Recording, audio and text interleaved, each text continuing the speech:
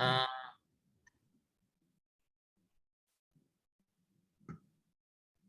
Oke, pertanyaan nomor 1, Abian.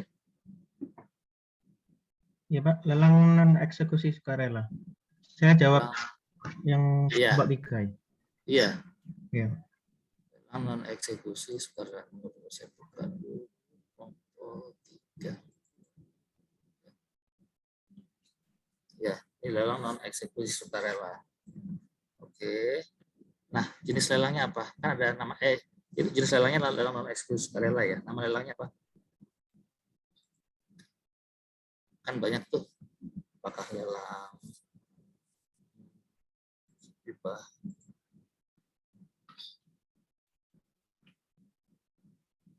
apakah lelang BUMN atau BUMD berbentuk persero, lelang barang milik perusahaan dalam likuidasi, lelang BLU atau BHP, atau lelang perwakilan negara asing, lelang barang milik perorangan atau barang swasta, lelang hak tagih, lelang kayu, konsultan lainnya dari tangan pertama, atau lelang apa?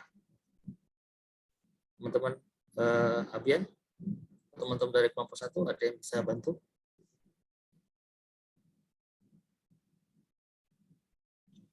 Ini bank dalam likuidasi, Pak. Oke, bank dalam likuidasi ya. Banknya bank BPR ya, Abian ya. BPRS.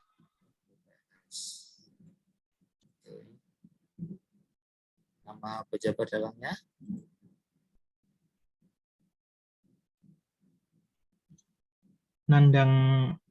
Nandang Hidayah. Lihat ya.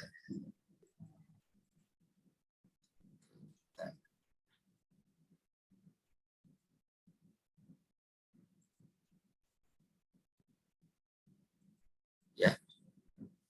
Pertanyaan berikutnya. Siapa yang mau bantu?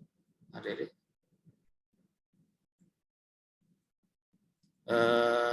Nama pejabat penjualnya siapa?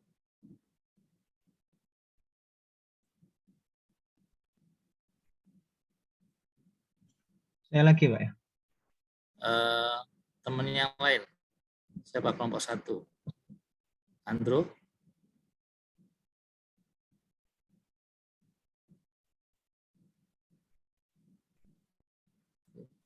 Izin Pak. Ya, silakan. Namanya Risman Azami dan Muhammad Dindin Hudaya, Pak. Oke. 2 orang, Mas Ali? Iya, Pak. 2 orang ya. Jadi kok saya kayak ini ya.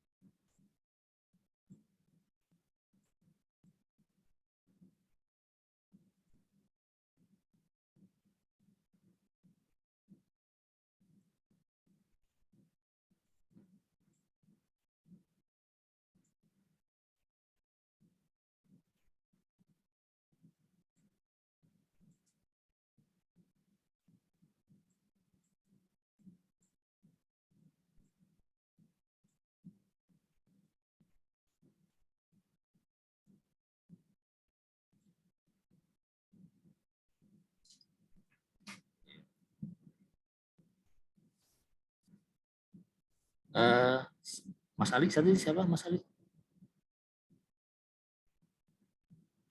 Nama pejabat penjualnya siapa? Risman Azami dan Muhammad Dindin Hudaya, Pak. Atas permintaan. Oke.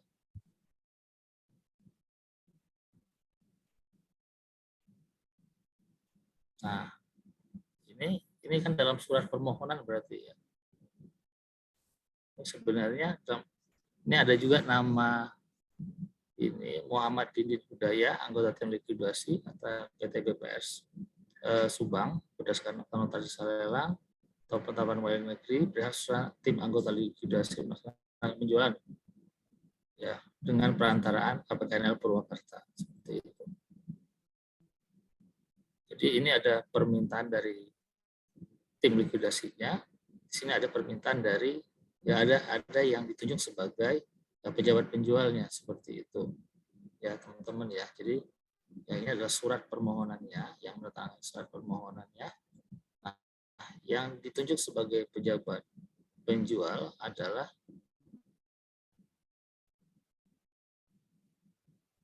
Muhammad Dindin Hudaya ya. Ini memang anggota tim likuidasinya yang melakukan wakil dari bank BPR-nya seperti itu. Jadi tim pejabat penjualnya adalah Muhammad Dindin Hudaya. Oke. Nah, penyelenggara lelangnya siapa? Siapa lagi nih yang kelompok 1? Makasih ya Mas Ali ya. Siapa lagi? Oke, Pak. Bintang kelompok 1 ya? Iya, Pak. KPKNL Purwakarta, Pak. KPKNL Purwakarta. Pemohon lelangnya masih Mas Bintang? Oke. Risman Azami dan Muhammad Dindin Hudaya, Pak. Masing-masing ketua merangkap anggota dan anggota tim likuidasi.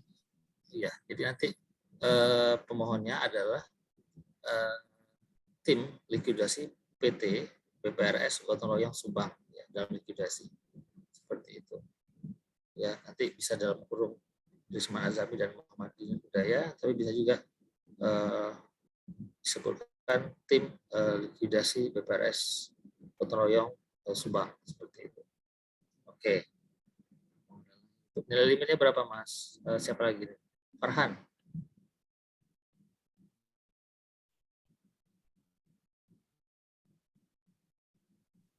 Baik Pak, untuk nilai limit ya Pak. Ya. Nilai limitnya itu di sini ada 32.655.000 Pak. Oke. Jumlah unit yang dilelang? Jumlah unit yang dilelang itu ada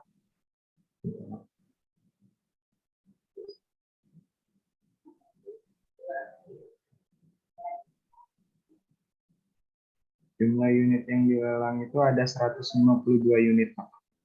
152 unit. Oke. Tapi hitungannya itu satu ya.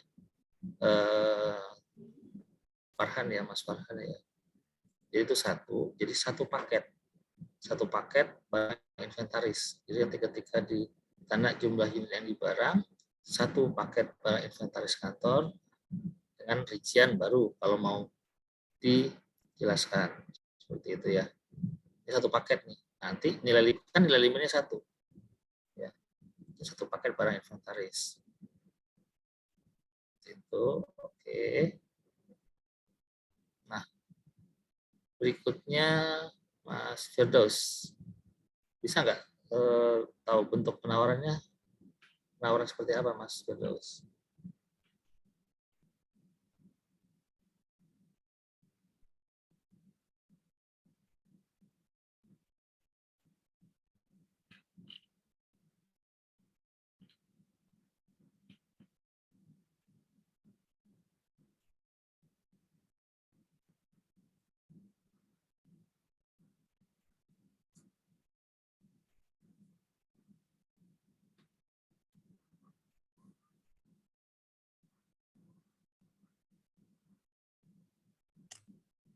Izin Pak. Ya, silakan. Bentuk penawaran lelangnya itu secara tertulis tanpa kehadiran peserta, Oke. melalui cara tertutup atau close bidding. Penawaran ada dua ya, tertulis sama lisan ya. Jadi ini tertulis, tapi kalau dilengkapi tertulis tanpa kehadiran peserta lelang melalui internet dengan cara tertutup atau close bidding. Oke. Terima kasih Mas Firdaus. Siapa lagi? Firsta. Iya, Pak. Firsta. Coba. Bisa ini yang nomor. Kapan lelangnya nih? Benar, Pak, tadi. Lelangnya kapan dilaksanakannya? Tanggal 20 Januari 2021 ya, Pak? 2.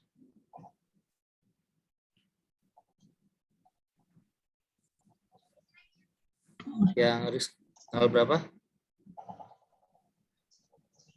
Benar, Pak.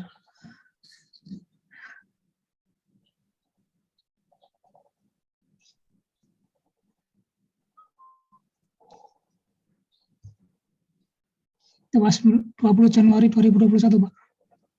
20 Januari 2001 ya. Bukan 8 Maret ya, 2021 ya. Kan kayaknya, Pak. Coba saya lihat. Bisa lihat dari mana? Ini kayaknya datanya. Coba kita lihat ya. Tadi saya ngerjain yang eksekusi, Pak. Bisa di kelompok 2 ya? Iya. Oke, sorry. Nanti di skip dulu. Bagas deh, Bagas. Lelangnya tanggal berapa, Bagas? Izin Pak, tanggal 20 Januari Pak. Di halaman 2. Sorry, Bagas kelompok 1 kelompok 2. Kelompok 1 Pak. Saya. Oke. Kan ngerjain dalam non eksekusi sukarela kan? Ya, Oke, lelangnya tanggal berapa? tanggal 20 Januari. Oh, 20 Januari. Bagas dapat dari mana itu datanya? 20 Januari. Oh iya Pak, tanggal 8 Pak. Itu saya Tanggal 20 8, Januari di halaman 3 kayaknya. Saya salah lihat Pak. Di halaman 3 apa halaman 4 Pak ya tadi. Oh, Salah input saya Pak. oke. Ya, 8 Maret ya. Iya Pak, 8 Maret. 3 Maret ya. 8 Maret, sorry, 8 Maret ya. Jadi lelangnya dilaksanakan pada 8 Maret jam 11. Iya Pak. Jam 11 waktu server ya. Oke. Kemudian kapan nih pengumumannya diumumkan di mana nih? Dito. Coba Dito jawab Dito. Pengumumannya di mana, Halo, Pak. Dito? Ya. Melalui surat kabar harian Pasuruan Ekspres tanggal 3 Maret 2021, Pak. 3 Maret 2021. Jadi berapa hari sebelum lelang itu, Dito? Gimana, Pak? Berapa hari sebelum lelang berarti? 5, Pak. 5 ya. Jadi kita akan lihat nanti di apa ya, ketentuan pengumuman ya. Oke. Kemudian jangka waktu pelunasan. Coba siapa sekarang itu Ali udah. Saya Dian Pak, udah? bisa Pak. Boleh silakan Mas. Mungkin pelunasan kewajiban pembayar lelang itu Pak 5 hari kerja setelah pelaksanaan lelangnya Pak. Iya. Ini siapa ini? Saya Pak, Andro tadi nggak bisa. Oh iya, Andro. Iya. Andro silakan Andro. Tanggal berapa? 5 hari ya? Iya Pak, setelah pelaksanaan lelang Pak. Oke. Ketentuan itu ada di mana Andro? Di halaman berapa?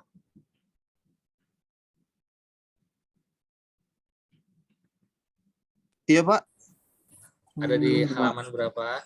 Oh, sebentar Pak.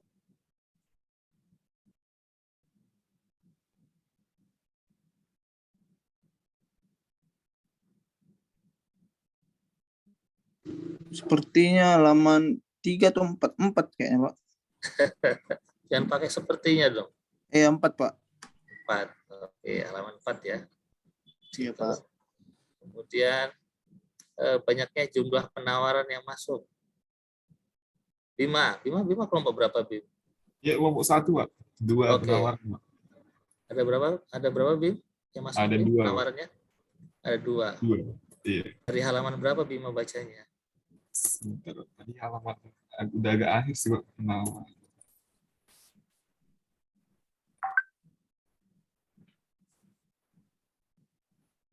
Halaman 5, Pak. Halaman 5.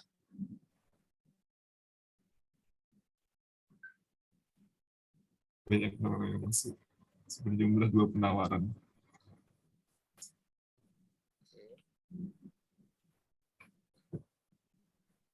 Di halaman 5. Halaman 5. Oke. Ini Ya, penawaran 2 penawaran ya. Iya, Siap. Pak. Oke, makasih Bima. Oke, berikutnya. Nah, pertanyaannya, bagaimana nih jika terjadi perselisihan dalam pelaksanaan lelang? Jadi, Mungkin ada yang bisa menyampaikan. Diva, kamu kelompok berapa, Div? Saya kelompok 2, Pak. Oh, kelompok 2. Siapa lagi kelompok 1 yang belum? Yuk, ada volunteer nih. Alnil? Iya, Pak. Boleh saya, Pak. Oke, silakan. Perselisihan yang timbul pada saat pelaksanaan lelang ini diputuskan pada hari itu juga oleh pejabat lelang, Pak. Oke. Itu ada di halaman berapa, Nil?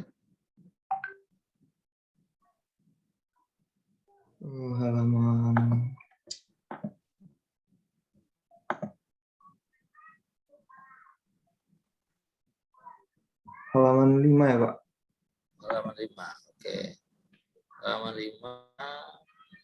Pejabat lelang.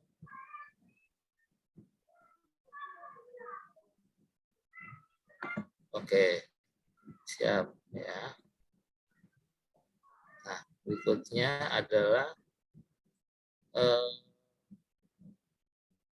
apa yang terjadi jika barang yang dibeli rusak, baik yang diketahui atau tidak diketahui setelah dibayar. Ada yang bisa jawab? Selain Anil, siapa lagi? Yang kelompok 1? Saya boleh, Pak. Saya, Pak. Boleh, silakan. Siapa tadi itu? Ada 2 atau 1 cewek, 1 cowok?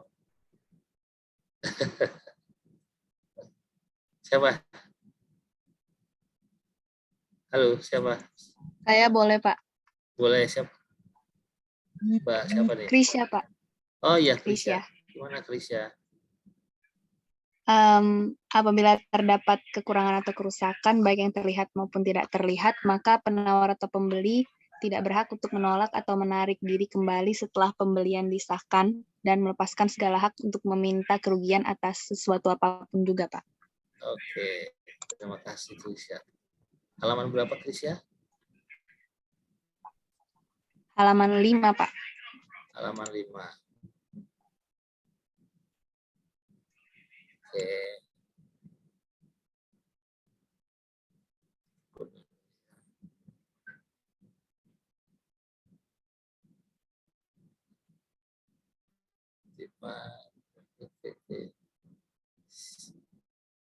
Ya. Kemudian berikutnya adalah bagaimana jika pembeli tadi yang 17 itu terkait dengan itu kondisi barang itu apa yang adanya ya. Kalau di dalam itu kan salah satu ya uniknya adalah kondisinya apa adanya, ansih seperti itu ya. Jadi pembeli memang harus, calon pembeli peserta lelang harus benar-benar meneliti, memeriksa objek yang akan dibelinya melalui proses lelang. Oke. Nah, nomor 18, bagaimana jika pembeli tidak melunasi pembayaran? Oke, tadi ada siapa tadi ya? Abian atau siapa sih tadi yang sama barang Krisya tadi? Saya, Pak. Iya, silakan. Siapa nih? Bagaimana? Ali, Pak. Ali yang mana, Pak? Oh, Ali. Oke, monggo Mas. Bagaimana jika pembeli tidak melunasi pembayarannya? Ya. Ada pada halaman 4, yaitu pembelian tidak melunasi kewajiban pembayaran lelang sesuai ketentuan atau pembelian prestasi, maka pada hari kerja berikutnya pengesahan sebagai pembeli dibatalkan secara tertulis oleh pejabat lelang tanpa mengindahkan ketentuan sebagaimana dimaksud dalam pasal 1266 dan 1267 Kitab Undang-Undang Hukum Perdata dan dapat dituntut ganti rugi oleh penjual. Oke. Ya, itu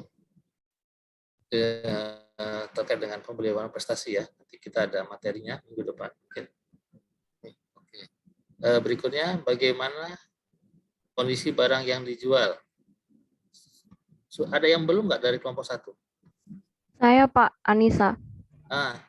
Ayo Anissa silakan. Ya Pak, nomor 19 ini karena inventaris dari BDL jadi masih layak Pak untuk dijual. Oke. Layak untuk dijual ya. Nah, saya mau tanya kalau di klausulnya seperti apa disebutkannya?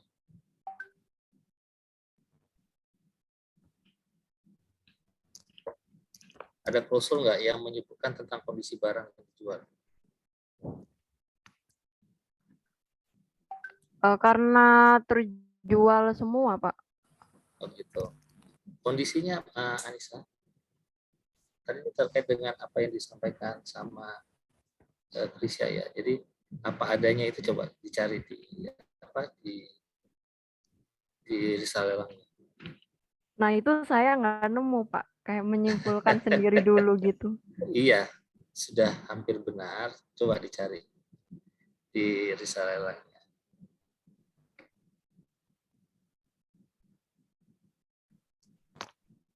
Apa yang di halaman 2 ya, Pak?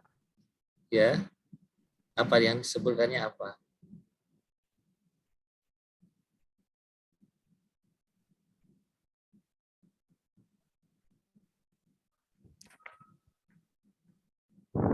Dilelang apa adanya. Nah, itu dia. Ya, dilelang apa adanya ya. Halaman berapa tadi, Anissa? Halaman 2, Pak.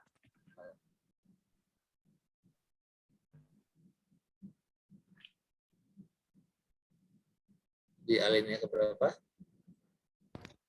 Ketiga, Pak. 1, 2. Setelah pengumuman ya. Ini Pak, di bawah di baris ketiga di bawah Kabupaten Subang, Pak. Di halaman 2. Halaman 2. Oh iya. Ya. Barang bergerak di atas berada di kantor teleintegrasi kepada Subang dilelang apa adanya ya. Dia memang apa adanya, kondisi apa adanya seperti itu. Oke.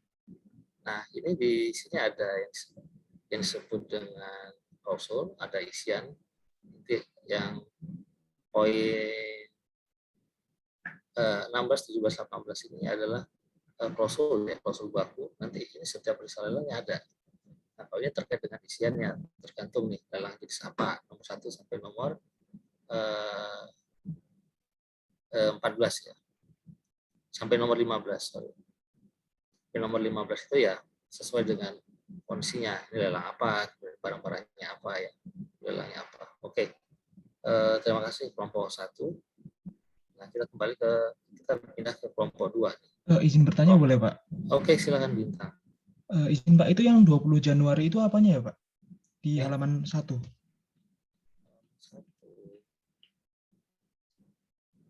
Di alinea ke berapa, Mas? Yang sehabis Kabupaten Subang itu, Pak. Oh. Pasangan lelang ini gitu ya? Oh iya, ini suratnya Mas, surat permohonannya. Nah, surat permohonannya itu tanggal 20 Januari 2021. Ya. Oh, berarti bukan pelaksanaannya ya, Pak? Bukan. Pelaksanaan lelangnya di sini, Mas. Ya. Baik, Pak. Terima kasih, Pak. Ya, sama-sama. Ini permohonannya. Surat permohonannya tanggal sekian. Jadi permohonan lelangnya tanggal sekian ya. Nanti ketika ditanya nanti tanggal berapakah permohonan lelang tersebut diajukan, nah, ada dapat lihat di sini. Kemudian tanggal berapakah lelang tersebut ditetapkan, ada di sini. Ya. Kapan? Ya. Tanggal berapakah lelang tersebut dilaksanakan, ada di sini. Oke. Ya. Baik, Pak. Hampir kegocek tadi, Pak. Ya, nggak apa-apa. Terima kasih, Pak. Sama-sama, Mas. Kelompok 2. Kelompok 2.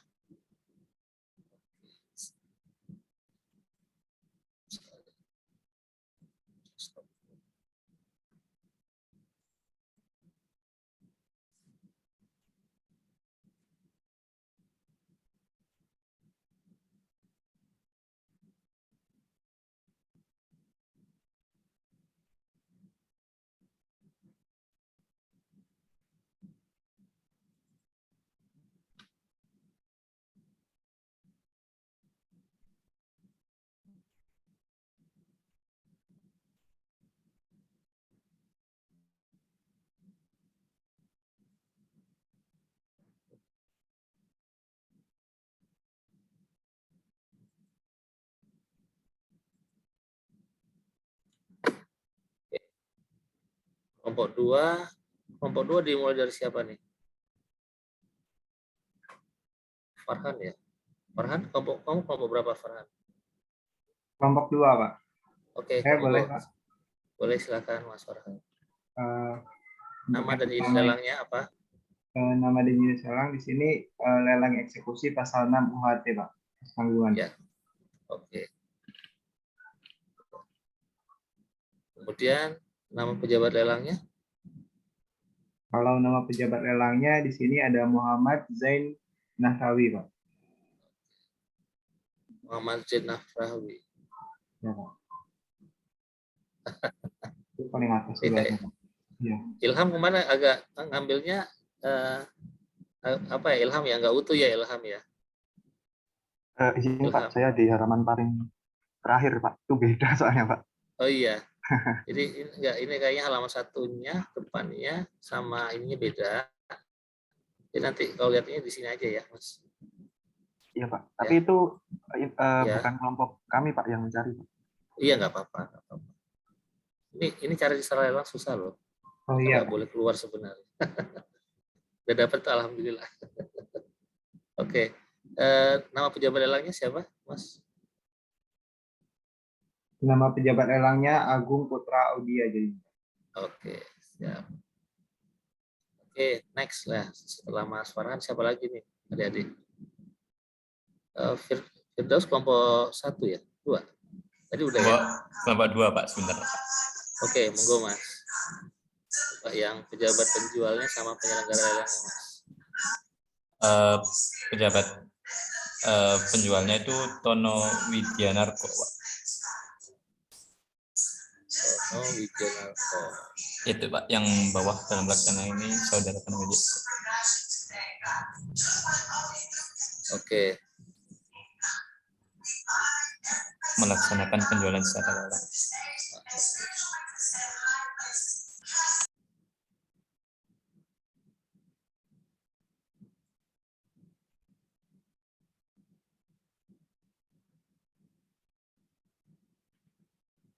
Tono Sangga Manajer PT Bank Mandiri.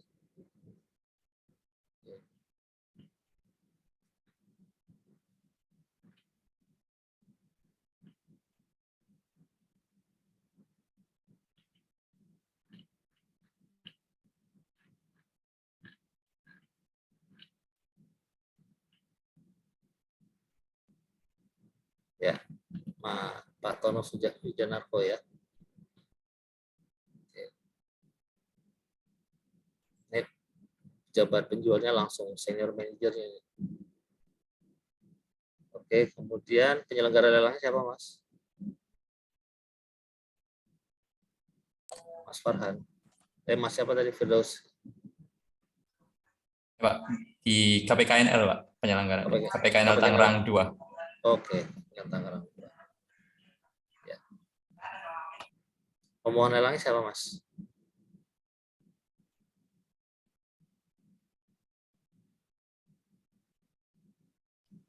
Saya Pak. Pemohon lelangnya M. Henry Martendal, Pak. Pemohon lelang. Iya, Pak. Pemohon lelangnya Henry Martendal. Yang di atas itu, Pak. Saudara M. Henry Martendal. Oke. Pemohon lelangnya PT Bank Mandiri ya. Ini pejabat yang menangani permohonannya, Mas. Oke. Ya.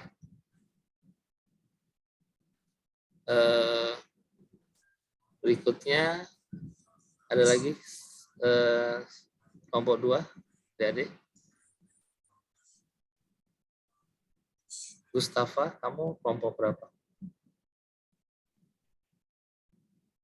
Saya 2, Pak. Oke, monggo Mas. Berapa nilai limitnya? Berapa harga lelang? Berapa lakunya? Kalau nilai limitnya itu 553 juta, Pak.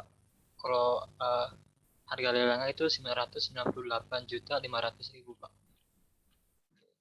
Jadi harga pokoknya ada di bawah ya? Iya, di bawah. Ya, oke. Jumlah unit yang dilelang siapa lagi? Mardika, kamu kelompok berapa, Mardika? Kelompok 2, Pak. Oke, monggo Mas. Jumlah unit yang dilelang itu satu Pak, satu unit Ya. tanah. Satu unit ya, satu tanah ya, satu lot ya. Oke, satu tanah. Kemudian objeknya tanah bangunan tadi ya, tanah ya. Tanah apa? Tanah toh apa tanah plus bangunan? Satu bidang tanah seluas 119 meter persegi Pak. Ya, yang itu. Ya. Nanti jelas ya, berikut bangunan di atasnya ya, kalau misalnya ada bangunannya ya. Oke. Siapa lagi? Novia kamu kelompok 2 Novia. Kelompok 3 Pak. Sampai Siapa 21. Oh, Andrea deh. Andrea. Iya Pak, bentuk penawaran lelang ya Pak. Iya, bentuk penawaran. Tertulis tanpa kehadiran peserta lelang melalui internet secara tertutup atau closed bidding pada aplikasi lelang melalui internet di halaman 3 Pak. Oh, oke, siap. Andrea. Mohon ya Mbak. Siapa lagi?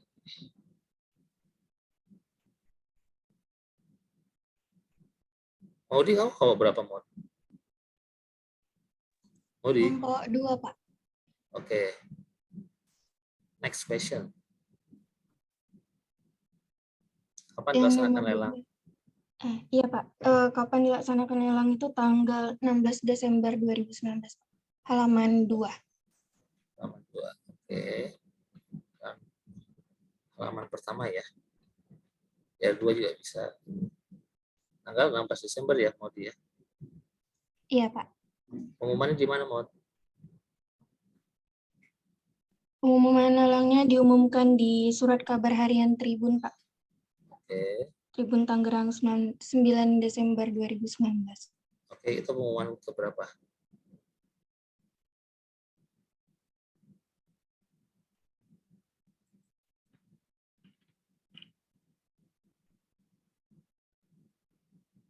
Ayo, lelang eksekusi 2 kali ya pengumumannya ya. Yang pertama ya, Pak. Yang kedua, berarti. Kalau di surat kabar yang kedua. Yang pertamanya di mana dia?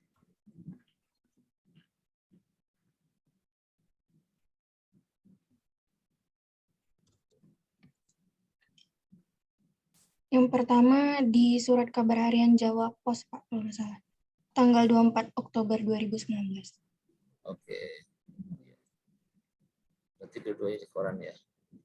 Oke. Siapa lagi berikutnya? Saya, Pak. Oke, siapa ini? Dian Fajar, Pak. Oh, ya, monggo Mbak Dian.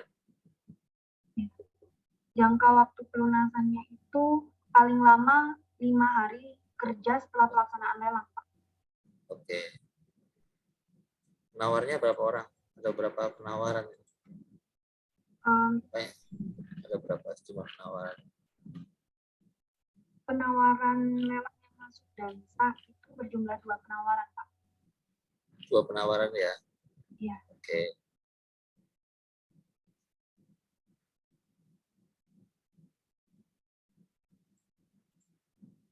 Oke.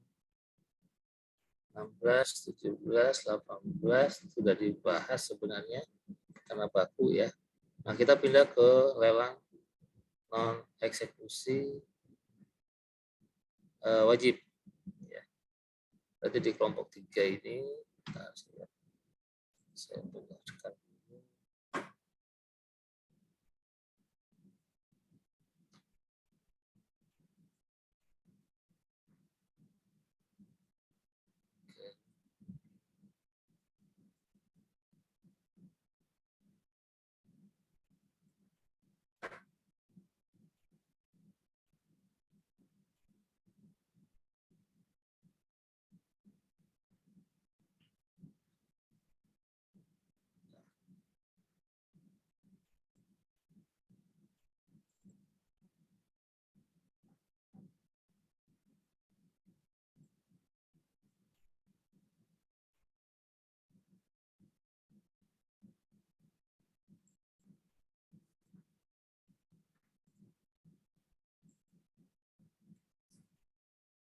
Oke.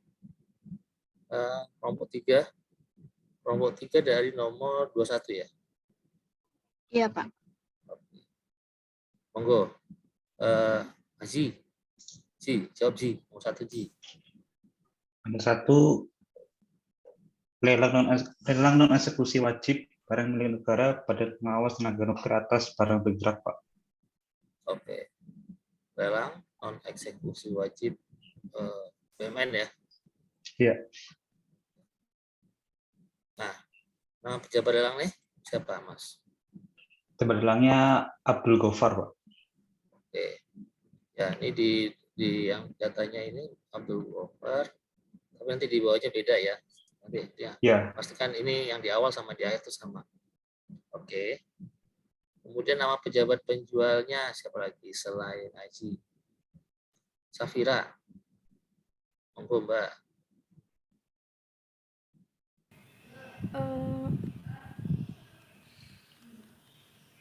Ini Pak. Siapa?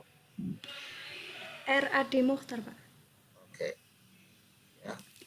Ya, penjualnya dia ya. Iya, Pak. Jadi surat permohonan itu ditandatangani oleh Ibu Umi Nur Jubaida, ya, Kepala PLT, Kepala Biro Umum. Tapi pejabat penjualnya itu adalah Pak RAD Mukhtar Rifai. Oke. Penyelenggara lelangnya siapa? Izin, Pak. Ya, monggo. KPKNL Jakarta. Oke, KPKNL Jakarta. Jakarta 3, berapa? Pak. 3, Pak. 3 ya. Oke, pemohon lelang siapa, Mas?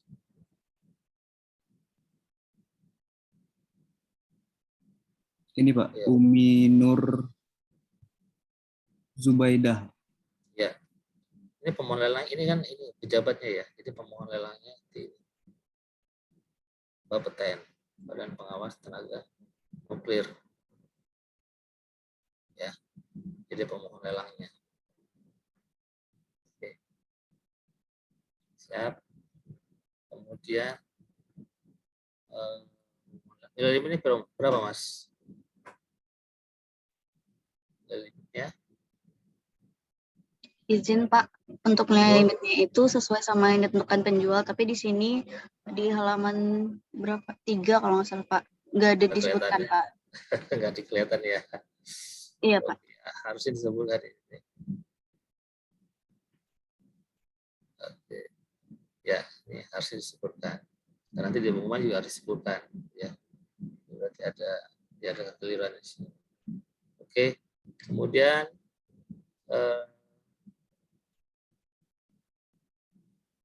harga lelangnya berapa, Mas? Siapa nih yang menjawab tadi? Monggo, Mbak Tasya. 1.550.000.000 rupiah, Pak.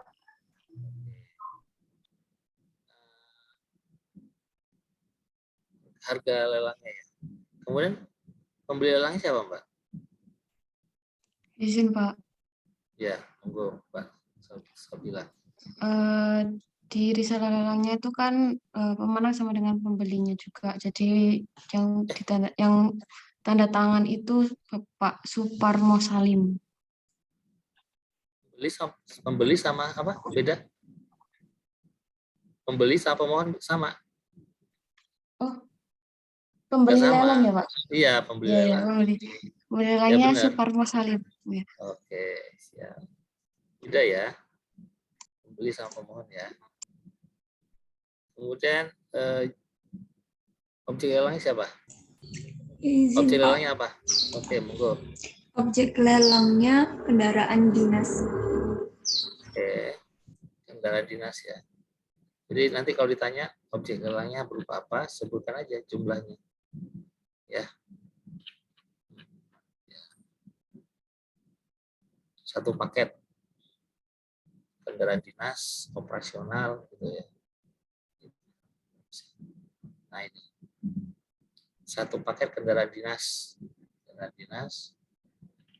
Oke, terserah nanti kalau teman-teman ada waktu ya sebutkan, terdiri dari atau satu paket kendaraan dinas, ada roda 4, roda 2, roda 4, roda 4 semua roda 4 milik apa? Kalau ada roda 2 ya roda 2 dan roda 4 milik Siap. Kemudian jumlah unit yang dilelang? Izin Pak. 5 unit kendaraan Pak. Oke. Nanti jawabnya satu paket ya. Satu paket yang terdiri dari 5 unit kendaraan. Karena ini hitungannya satu nih. Kalau satu paket itu Mbak. Baik Pak. Bentuk penawaran? Izin Pak. Monggo, silakan. Untuk bentuk penawaran ini tuh dilakukan secara lisan dengan harga yang semakin meningkat. Lisan. Harga semakin meningkat ya, berarti masih konvensional ya ini ya. Oke. Kemudian kapan dilaksanakan? Lelangnya? Izin Pak, dilaksanakannya tanggal 29 April 2013. 2013. Oke. Siapa tadi jawab? Pak. Siapa? Ibi. Oh, Vivi. Oke. Pengumumannya di mana, Vivi? Harian Santana tanggal 23 April tahun 2013. Oke, siap.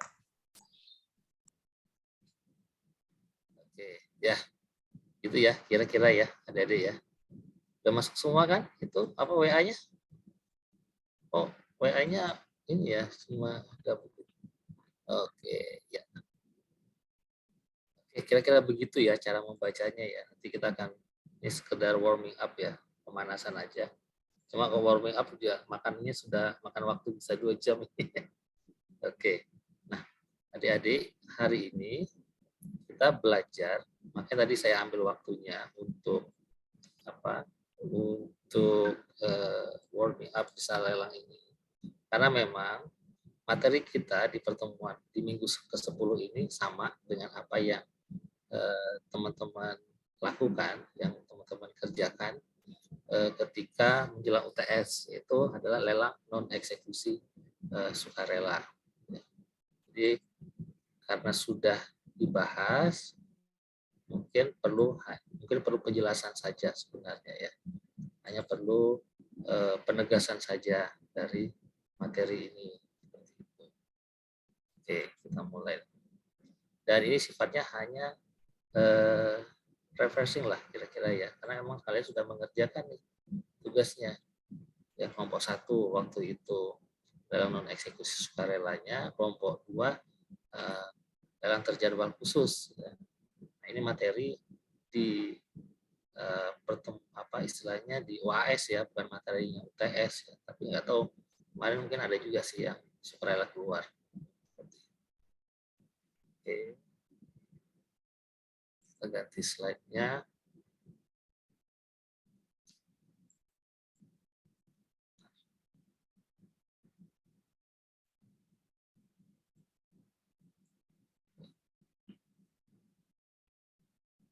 Ya, kita masuk ke dalam eksekusi sukarela. Jadi mungkin agak cepat ya. Jadi dia merupakan lelang yang artinya adalah lelang atas barang milik swasta, orang atau badan hukum atau badan usaha yang dilelang secara sukarela. Jadi pemilik barang itu yang mengajukan permohonannya ya. Jadi dengan sukarela dia mengajukan permohonan barang miliknya untuk dilakukan penjualan melalui mekanisme lelang. Seperti itu. Berbeda dengan lelang non eksekusi wajib ya. Lelang non eksekusi wajib itu biasanya milik negara, BUMN atau milik daerah atau milik badan hukum ya, BLU seperti itu. Jadi pemohonnya bukan yang pemilik barangnya seperti itu ya. Yang mengajukan permohonannya bukan pemilik barang, yang mengajukan permohonan adalah wakil atau pejabat dari instansi yang mengajukan permohonan. Tapi kalau di swasta ya pemilik barangnya yang mengajukan, dan memang pemohon itu memilih lelang sebagai opsi untuk melakukan proses penjualan terhadap barang miliknya seperti itu. Beda juga dengan eksekusi ya. Kalau eksekusi kan kayak ada semacam paksaan ya, karena memang secara hukum ya atau secara undang-undang dia harus dilelang karena suatu kondisi seperti terkait dengan kredit macet seperti itu, terkait dengan kasus pidana, kasus perdata ya, ya. Jadi ada lelang eksekusi, tanggungan, lelang eksekusi fidusia, lelang barang rampasan seperti itu. Jadi pemohonnya itu bukan pemilik barang. Pemohonnya bukan pemilik barang, karena pemilik barangnya itu adalah terpidana, bisa tersangka, bisa si debitur seperti itu. Tapi kalau lelang eksekusi sukarela tidak. Ya. Memang benar-benar dia yang pemiliknya dan benar-benar dia secara sukarela mengajukan proses lelang untuk menjual barangnya karena mungkin melihat kelebihan atau keuntungan lelang penjual melalui proses lelang seperti itu. Ya. Untuk diingatkan kembali adik-adik bahwa ada macam-macam ya jenis lelang non eksekusi sukarela itu, yaitu ada lelang barang milik barang badan usaha milik negara atau daerah yang berbentuk persero. Kenapa persero? Karena persero berarti perusahaan tersebut tidak hanya milik negara, tapi juga ada milik lain, pihak lain. Ya, seperti itu. Tapi kalau misalnya BUMN atau BUMD yang non persero itu berarti 100% itu milik daerah atau milik negara. Ya. Jadi kalau yang yang non persero berarti milik negara atau milik daerah. Tapi kalau yang persero berarti ada entitas selain negara atau daerah. Bisa jadi dia perusahaan, bisa jadi dia perorangan. Oke. Kemudian ada juga lelang barang milik perusahaan dalam likuidasi, ya, kecuali ditentukan lain oleh peraturan perundangan. Mungkin di dalam peraturan sebelumnya hanya untuk bank dalam likuidasi, tetapi di PMK 213 itu lebih umum. Jadi perusahaan dalam likuidasi. Ya, contohnya tadi lelang non eksekusi sukarela yang disampaikan oleh kelompok 3 ya. Itu memang barang milik perusahaan dalam likuidasi. Nah, barang milik perusahaan dalam likuidasi ini di tim likuidasi yang dibentuk tadi memilih proses lelang sebagai transaksi jual beli untuk melakukan likuidasi aset perusahaannya seperti itu ya. Kemudian ada juga lelang barang milik badan layanan umum atau badan hukum pendidikan yang tidak termasuk BUMN. Jadi BLU ini sebenarnya adalah institusi pemerintah. Contoh RSCM, rumah sakit ya. Atau kalau badan pendidikan contoh Universitas Gajah Mada seperti itu. Universitas Pajajaran seperti itu ya. Jadi dia selain dia satuan kerja tapi dia juga merupakan badan hukum pendidikan ya, jadi badan hukum tersendiri seperti itu, atau dia badan hukum atau merupakan badan layanan umum. Jadi dia mengelola aset itu ada 2 bentuk ya asetnya itu. Pertama adalah barang milik negara, kemudian adalah milik badan layanan umum itu sendiri ya. Jadi ada perbedaan. Nah, kalau BUMN nanti maksudnya ke lelang non eksekusi sukarela. Tapi kalau yang tidak termasuk BUMN ya nanti maksudnya lelang non eksekusi sukarela.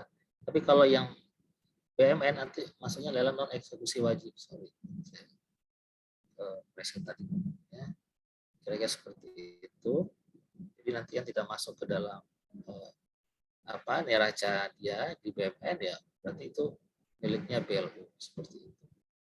Ya, jadi BLU ini didapat dari proses pelayanan dia kepada masyarakat yang sebagian kecil ya untuk mencari keuntungan. Kemudian adalah lelang barang milik perwakilan negara asing. di perwakilan negara asing ini bisa kedutaan, bisa konsulat jenderal, bisa perwakilan organisasi internasional seperti PBB, ASEAN, seperti itu ya, Uni Eropa, seperti itu. Atau bisa juga milik kedutaan, ya, kedutaan Amerika, kedutaan Belanda, gitu. Atau konjen, ya, konjen itu kan yang ada di daerah nih, bagian dari kedutaan. Misalnya Amerika punya konsulat jenderal mungkin di Surabaya, ya, atau di Bali, seperti itu. Jadi lelang barang milik perwakilan negara asing ini pilihan sebenarnya bagi mereka. Jadi mereka terserah sebenarnya memilih penjualannya, ya, penjualan untuk inventarisnya. Ini biasanya untuk penghapusan. Itu ketika akan melakukan peremajaan terhadap asetnya, barang-barang atau aset yang lama dijual, seperti itu. Nah, bisa dilakukan penjualan secara konvensional, bisa melalui lelang. Dan kalau melalui lelang, ya sudah kita siapkan rumahnya, ini aturannya, dokumen khususnya apa, dokumen umumnya apa, seperti itu ya. Kemudian ada juga lelang barang milik perorangan atau badan hukum usaha swasta. Jadi ini bisa siapa saja, apakah itu perusahaan atau perorangan yang akan melakukan proses penjualan terhadap aset miliknya. Ya. Kemudian ada juga yang disebut dengan lelang hak tagih. Lelang hak tagih ini adalah lelang terhadap kredit, ya. Lelang terhadap kredit hanya hak tagihnya saja. Ya, meskipun hak tagihnya toh, tapi nanti akan berimbas kepada jaminan kebedaannya, adik-adik sekalian. Ya. Tapi yang ini ada hak tagihnya saja, hak penagihan hutangnya, ya, dilelang, beralih, seperti itu, ya, sehingga krediturnya berpindah, ya, berubah. Kadang-kadang kita sebenarnya juga cashy, ya, perubahan atau penyerahan piutang, seperti itu. Berikutnya juga ada lelang kayu dan sebutan lainnya dari tangan pertama. Ini lelang barang perhutani, ya, jadi ya, meskipun perhutani itu dimungkinkan untuk menjual kayunya lewat penjualan langsung, ya, online, ya, bisa. Tapi kalau untuk yang lelang sukarela ini, ya, yaitu tergantung dari perhutaninya, dia mau pilih yang mana, seperti itu. Apakah menguntungkan yang melalui lelang atau secara konvensional, jenisnya, bagian-bagian apa macamnya. Kemudian lelang non eksekusi sukarela itu bisa dilaksanakan oleh pejabat lelang kelas 1, bisa dilaksanakan oleh pejabat lelang kelas 2. Di pejabat lelang kelas 1 itu kewenangannya adalah seluruh jenis lelang, apakah lelang eksekusi, lelang non eksekusi sukarela wajib, ya, lelang non eksekusi wajib atau lelang non eksekusi sukarela. Nah, pejabat lelang kelas 2 hanya melaksanakan lelang non eksekusi sukarela. Ya, ini pejabat lelang swasta, ya, atau umum, ya, yang diangkat oleh Menteri Keuangan, seperti itu. Nah, berbeda dengan pengumuman lelang di non eksekusi wajib dan eksekusi, pengumuman lelangnya pilihan, ya, jadinya bisa di selebaran, bisa di media elektronik, atau bisa juga di surat kabar harian. Jangka waktunya itu kalau barang bergerak 5 hari sebelum lelang, kalau yang barang yang tidak bergerak 7 hari sebelum lelang, seperti itu. Pengumumannya cuma sekali, ya, pengumuman cuma sekali, ya. Untuk barang bergerak 5 hari sebelum lelang, kalau barang tidak bergerak 7 hari sebelum lelang, dia bisa mengumumkan di selebaran, media elektronik, ataupun surat kabar harian. Opsi, pilihan, ya. Jadi tidak diwajibkan dia untuk mengumumkan di surat kabar. Kita masuk ke dokumen persyaratan lelang yang bersifat khusus, ya. Untuk lelang sukarela aset BUMN ataupun BUMD yang bersero. Oke. Dokumennya adalah fotokopi, ya.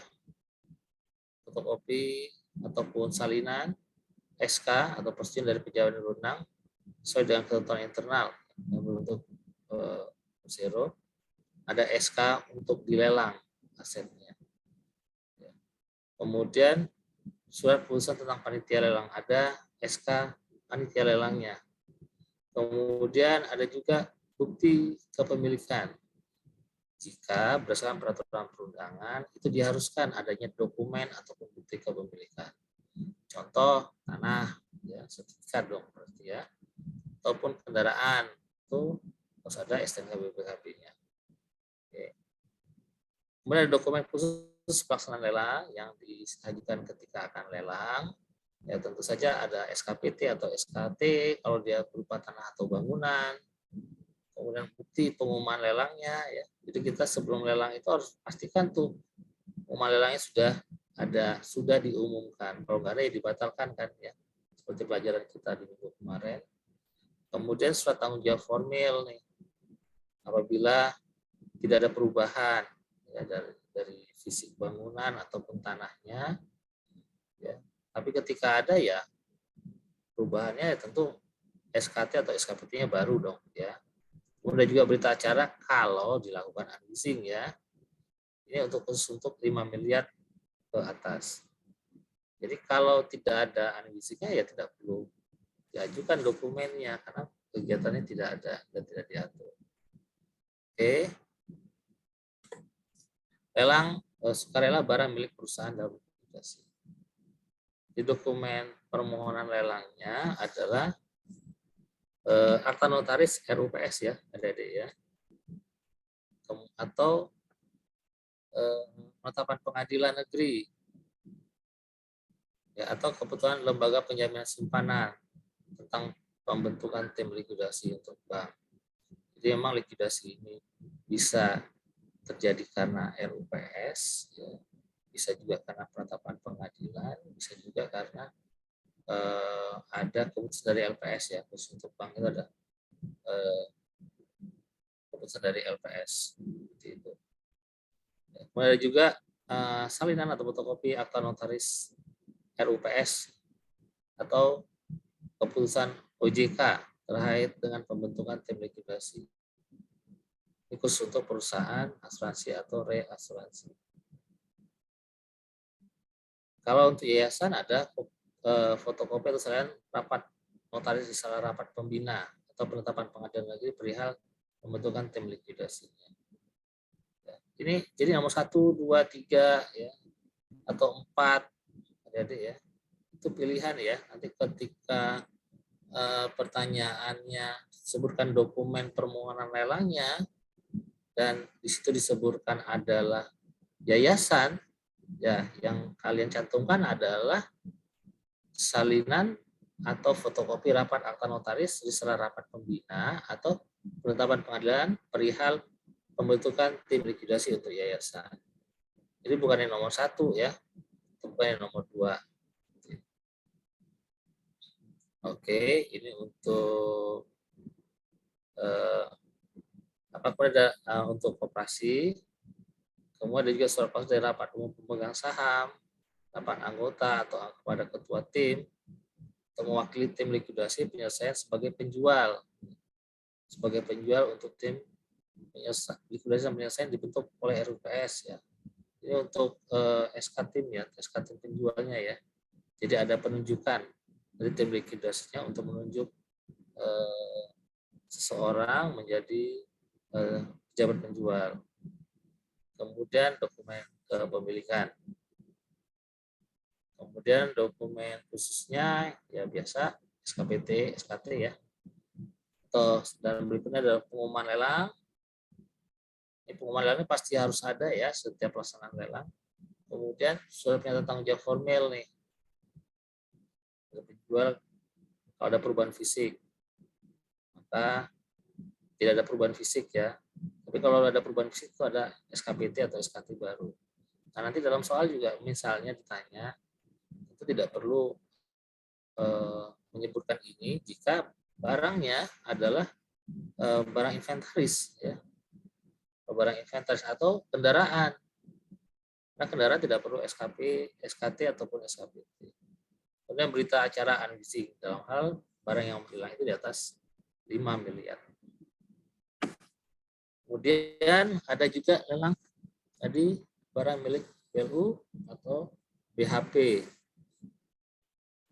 Dokumen khususnya adalah permohonan lelangnya, dokumen khusus permohonan lelang adalah SK ya. SK persetujuan penghapusan penjualan dari pejabat yang berwenang sesuai dengan ketentuan internal di BLU ataupun BHP. Jadi ada SK bahwa ini akan dilelang. Kemudian SK panitianya. Kemudian bukti kepemilikan jika memang membutuhkan bukti kepemilikan.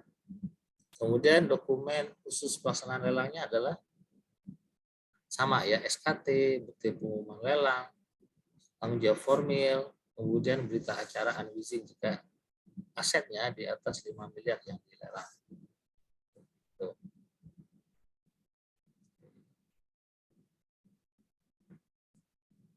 Itu lelang barang milik perwakilan negara asing, ya, tentu fotokopi ya, ada SK-nya ya dari perwakilan negara asing untuk dijual. Kemudian ada tim panitianya, kemudian dokumen kepemilikan,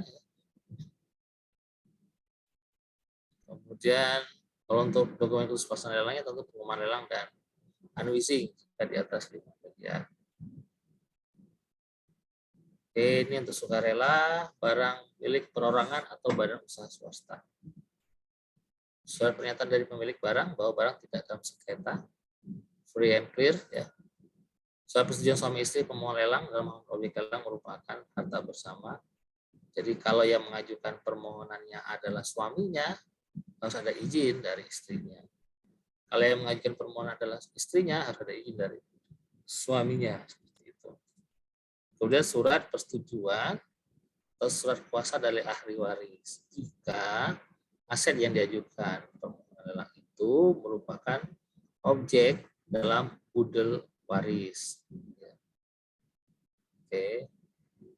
Berikutnya ada bukti dokumen kepemilikan, kemudian surat persetujuan terbaru dari debitur tentang besaran nilai limit dan mekanisme penjualan dalam hal objek lelang merupakan objek HT ya yang dijual melalui lelang atas kesepakatan pemberi dan penerima hak jaminan bersama peraturan perundangan di jaminan kebenaran. Jadi ini kesepakatan ya antara pemegang dan pemberi HT ya.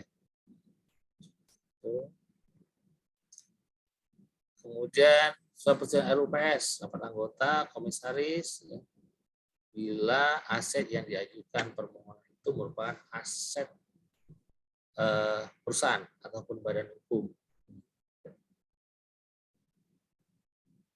Dokumen khususnya bukti pengumuman lelang, SKT, SKPT atau surat pernyataan tanggung jawab ya, atau unleasing jika ada.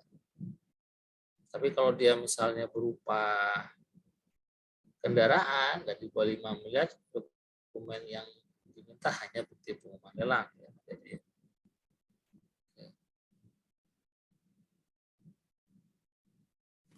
ada pertanyaan sampai di sini, adik-adik?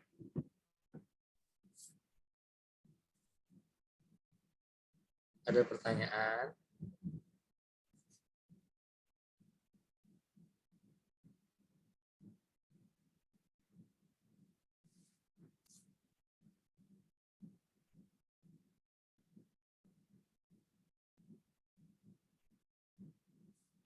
Izin bertanya, Pak.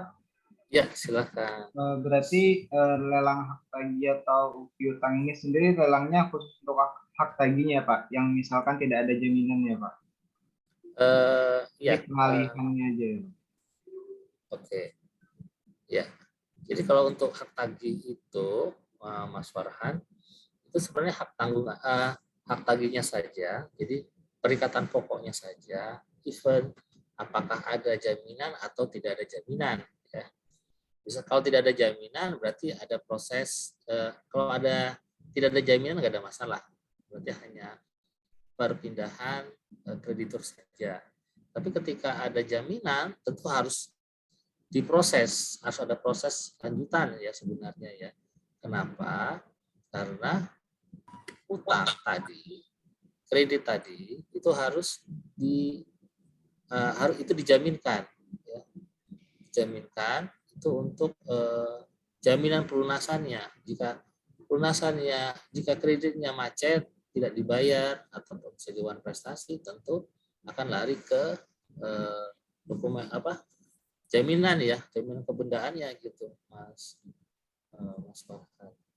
Misalnya ada jaminannya, tentu harus diproses pertukaran nama pemegang hak tanggungannya, kira-kira seperti itu, Mas. Fidusia juga seperti itu. Kenapa? Ketika krediturnya atau debiturnya dinyatakan macet, tentu dia tidak bisa eksekusi ya. Eksekusi barang jaminannya, karena namanya berbeda gitu. Gitu, Mas.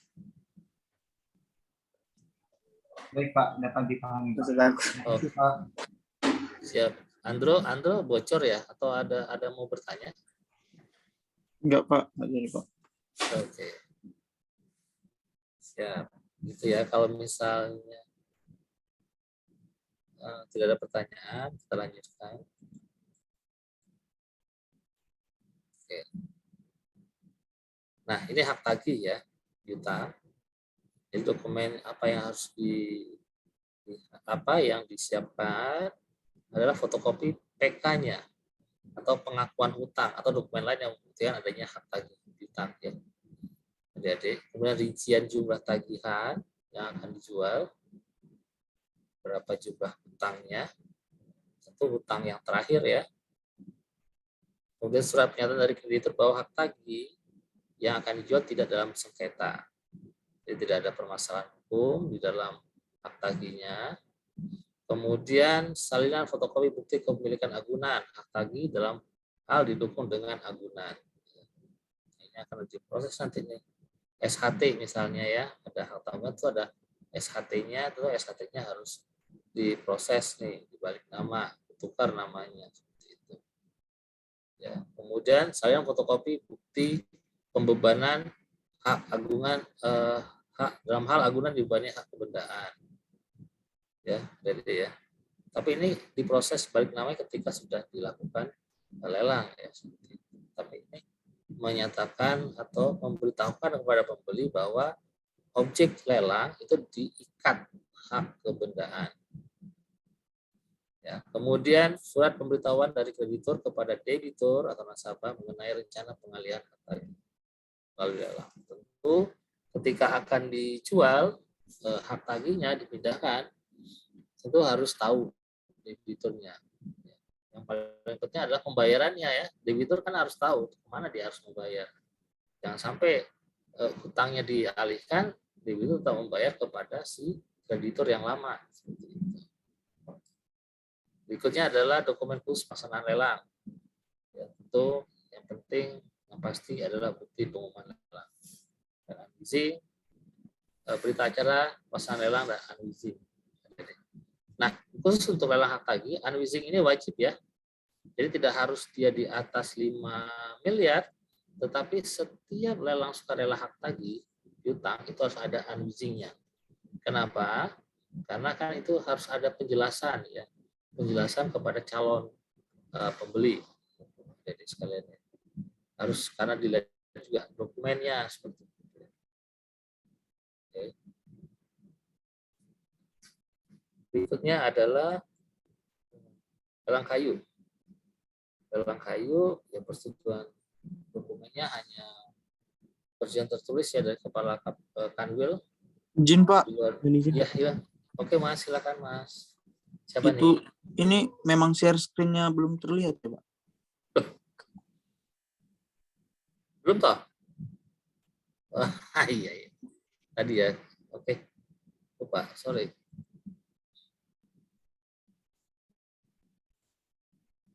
Ya, sudah terlihat. Maaf ya. Sudah Pak, terima kasih Pak. Sama-sama. Ya, ini untuk lelang sukarela kayu jati ya. Ini dokumennya persetujuan tertulis dari kepala Kanwil, dalam hal pelaksanaan lelang di luar wilayah kerja atau pejabat lelang kelas 2 ya. Kemudian dokumen khususnya adalah bukti pengumuman lelang dan unwizing kalau di atas 5 miliar. Kemudian berikutnya adalah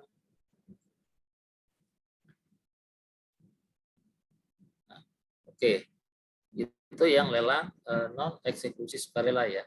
Kemudian saya akan masuk ada beberapa poin di RPS juga disampaikan bahwa ini harus disampaikan kepada mahasiswa, yaitu yaitu lelang saham dan penjualan lelang dalam satu paket dan objek lelang berupa tanah atau bangunan yang diikat hati dan mesin di atasnya diikat dengan fidusia seperti itu.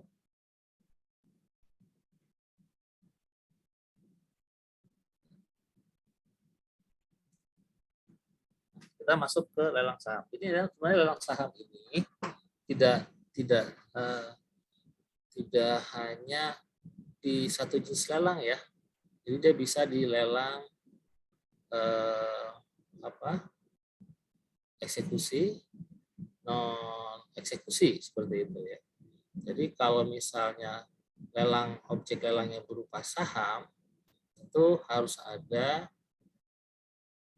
dokumen ya, dokumen yang menyatakan bahwa ada daftar pemegang saham untuk saham yang atas nama ya.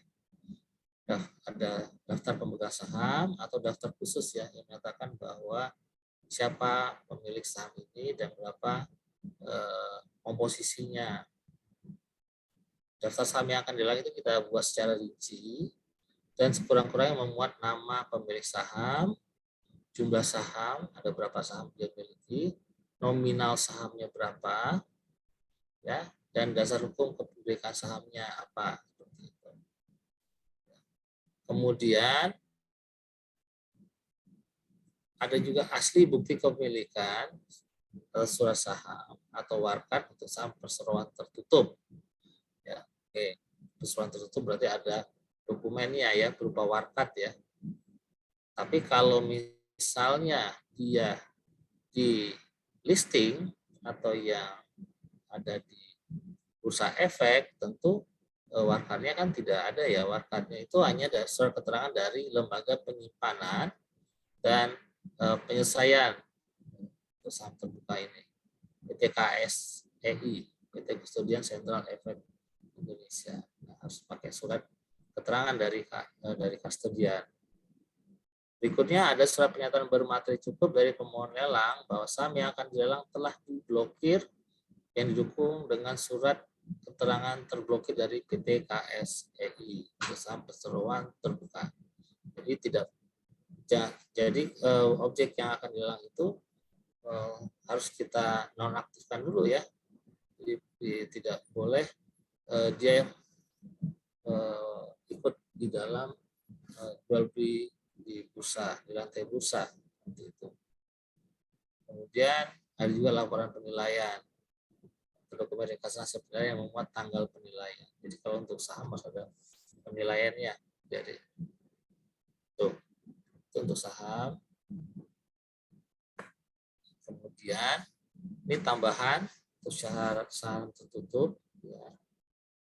Kalau saham tertutup itu ada surat keterangan atau pernyataan dari instansi yang berwenang mencatat saham bahwa saham masih milik PT pihak yang tereksekusi. Jadi ada surat keterangan yang menyatakan bahwa saham itu masih milik pihak tereksekusi. Kemudian ada surat keterangan pernyataan dari direksi perseroan atau pemilik saham bahwa saham itu masih milik pihak yang tereksekusi. Bahwa saham itu miliknya yang tereksekusi. Kemudian ada surat keterangan atau pernyataan dari pengadilan atau penjual bahwa saham dalam status terblokir atau penyitaan oleh pengadilan atau penjual. Kemudian ini untuk lelang yang lelang eksekusi ya. Kemudian ada bukti pengumuman penyitaan dari surat kabar harian yang dilakukan oleh pengadilan atau penjual. Jadi penyitaan saham ini harus diumumkan di surat kabar. Kemudian surat pernyataan direksi perseroan atau pemilik saham yang menyatakan bersedia mencatat pemindahan saham itu, ya, yang melalui lelang itu ke dalam daftar pemegang saham. Ya, tentu pemilik saham barunya nanti akan dicatat ya sebagai pemegang saham di perusahaan itu, dan memberitahukan perubahan susunan pemegang saham kepada instansi yang berwenang yang mencatat saham sesuai ketentuan perundang-undangan. Nah, kalau misalnya saham yang dijual itu di lelang itu besar dan mempengaruhi komposisi kepemilikan, tentu harus didaftarkan perubahannya. Dalam hal asli bukti kepemilikan, surat saham atau wakat, untuk PT tertutup ini tidak dikuasai, maka lelang hanya dapat dilakukan berdasarkan putusan hakim yang berkekuatan hukum tetap. Jadi ketika wakat tadi, surat saham tadi tidak dikuasai, maka harus ada putusan pengadilan. Oke. Itu terkait dengan saham. Ini terkait dengan penjual lelang dalam satu paket. Oke. Mungkin tadi bisa dilihat tadi dari risal lelang ya, yang satu paket ya. Jadi penjualan objek lelang yang terdiri dari beberapa bidang tanah, ya, atau bangunan atau rumah susun, ya, dilakukan dalam satu paket untuk efisiensi dan efektivitas berdasarkan pertimbangan penjual yang dinyatakan dalam surat permohonan. Nah, kalau ini khusus untuk tanah bangunan, apakah dimungkinkan dijual tanah, ya, atau bangunan atau satuan rumah susun dalam satu paket seperti itu. Kalau barang bergerak tidak ada masalah. Ya. Jadi ya, kita tadi sudah lihat dari selelangnya. Ini dimungkinkan sebenarnya untuk kita lelang satu paket untuk tanah bangunan tadi. Ya, tetapi adik-adik ini harus ada rincian nilai limitnya. Ya. Harga satu paket itu ada satu nilai limit ya, tiga unit, 3 bidang tanah, satu paket ya, dari 3 bidang tanah, kan ada nilai limitnya kan. Tetapi selain nilai limit yang 3 bidang tanah tadi harus ada rinciannya. Masing-masing satu bidang itu ada nilai limitnya masing-masing. Ya. Ini untuk nanti memudahkan dalam proses balik nama ya, jadi dan pembayaran BPHTB-nya. Kemudian penjualan objek lelang tersebut hanya dapat dilaksanakan sepanjang masih dalam satu wilayah kerja KPKNL atau satu wilayah jabatan pejabat lelang kelas 2. Jadi memang dalam satu wilayah, jadi tidak bisa nanti 3 bidang tanah, 2 bidang tanah ada di Medan, 1 bidang tanah ada di Jakarta. Itu tidak bisa satu paket ya, karena beda wilayah kerjanya. Itu. Nah, syarat berikutnya adalah bahwa lelang eksekusi yang dijual dalam satu paket ini hanya dimungkinkan untuk satu debitur tereksekusi atau kasus yang sama. Oke. Jadi istilahnya hanya satu orang debitur ya yang memiliki 3 bidang tanah misalnya. Itu baru, tapi bukan tidak bisa untuk debiturnya yang berbeda-beda atau tereksekusi yang berbeda-beda seperti itu. Oke. Kemudian ada lagi pertanyaan nih. Ada lagi objek lelang berupa tanah dan bangunan yang diikat hak tanggungan dan mesin di atasnya diikat fidusia. Ini sebenarnya untuk efektivitas juga sama dengan yang di atas tadi, untuk efektivitas juga. Ini dapat kita jual dalam satu paket. Ini bisa dijual dalam satu paket. Ya. Tapi ada ketentuannya, adik-adik. Pemegang hak tanggungan dan fidusia itu merupakan kreditur yang sama. Jadi tanahnya dan bangunannya HT, tapi mesinnya fidusia. Tapi pemiliknya sama, ya, krediturnya sama. Itu. Kreditur dan debiturnya sama ya. Nah, barang dalam satu kesatuan, misalnya bangunan pabrik beserta mesin-mesin yang tertanam melekat di atasnya sehingga apabila mesin tersebut dipindahkan atau diangkat tidak dapat berfungsi dengan baik. Jadi memang satu paket itu artinya ada tanah, ada bangunan, ada mesin di dalamnya. Ada tanah, ada bangunan di atasnya, ada mesin di dalamnya. Kira-kira seperti itu. Jadi lelang pabrik. Lelang pabrik, jadi dilelang tanahnya, dilelang bangunannya, juga dilelang mesinnya. Tapi karena hak tanggungan itu merupakan jaminan atas benda tidak bergerak, ya otomatis mau tidak mau yang mesinnya tentu fidusia ya.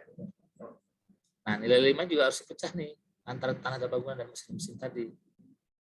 Oke.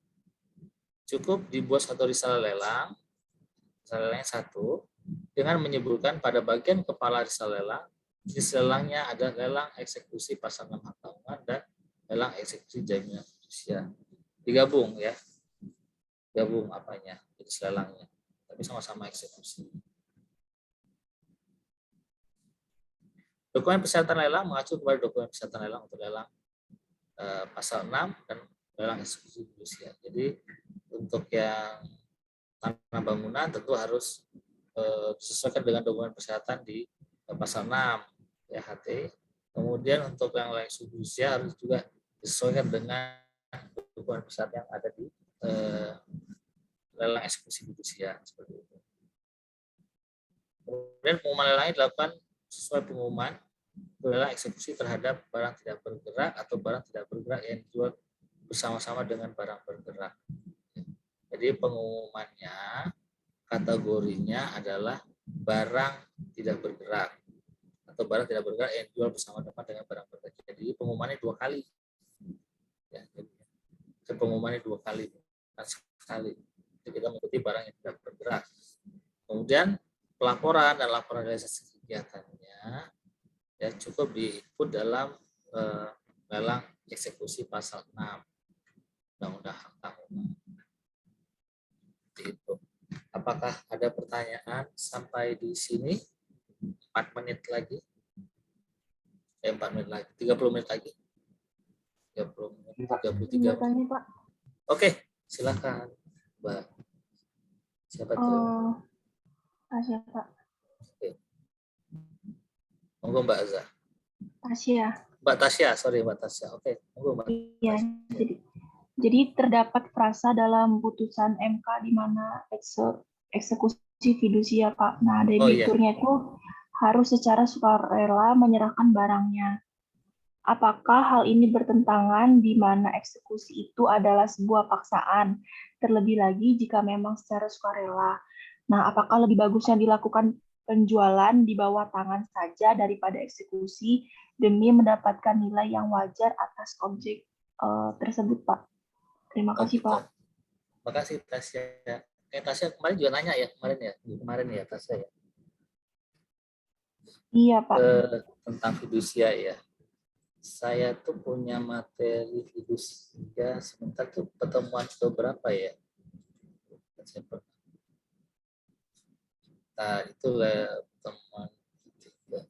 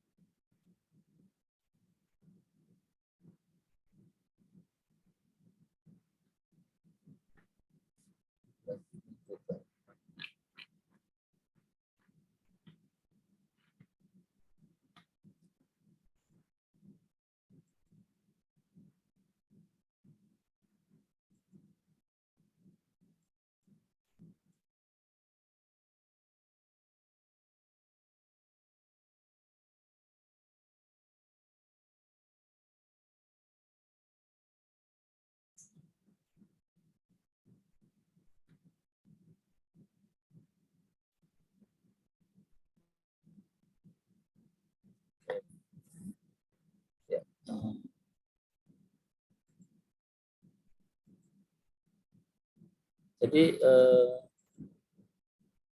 di minggu keempat ya, tapi saya nggak begitu detail ya menyampaikan ke adik-adik ya.